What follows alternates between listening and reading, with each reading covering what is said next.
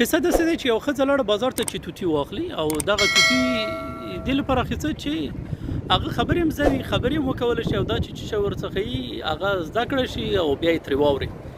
توتي یې واخیسته خو چې کور ته یې ویوړه توتي خبرې نه کولې، نو واپس دوکاندار ته راغله چې انډیواله دا توتي خو خبرې نه کوي.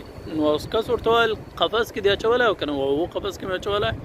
وایي قفس څومره دی؟ ته عکس مکس وښیه چې ورته وښوده. وایي نه دا خو ډېر زیات وړوکی قفس دی، دا خو داسې دی چې دا انوایرمنټ غواړي، چاپیریال غواړي، دا خاص چاپیریال کې خبرې کوي.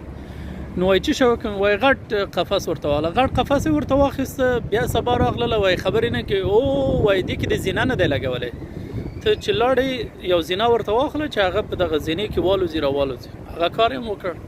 بیا راغله وایي خبرې نه کوي. وایي داسې وکړه یو ټال غوندې ورته واچوه په دغه قفس کې چې بیا هغه ټال وخوري او خبرې وکړي. هغه کار یې وکړ خو بیا هم توتي خبرې نه کولې. خو بالاخره ښځه نو تله راتله هغه کس دوکاندار به ورته شیان ښودل او دی به اخیستل. یو هفته 10 شل 15 چې تېرې شولې ښځې توتي مړ کړ. نو ښځه راغله دوکاندار ته ویل وایي توتي خو مړ کړ یا رانه مړ شو.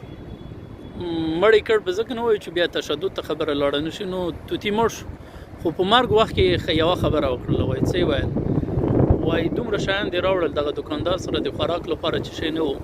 نو د دې قصې هدف دا دی چې کله کله مونږ خپلو ماشومانو ته یا خپلو خلکو ته خپل سر باندې نسخې ورکوو، ته دغه ولوله، ته دغه وکړه، ته داسې وکړه، ته هسې وکړه، خو دوی نه پوښتنه نه کوو چې دوی اصلا څه شی غواړي. دوی غواړي چې دوی څخه مشوره نه غواړو یا هغه دوی اصلي اړتیا چې دی هغه نه پیدا کوي چې دوی اصلي اړتیا څه شی دی یا دوی په څه شي پسې سرګردانه دي.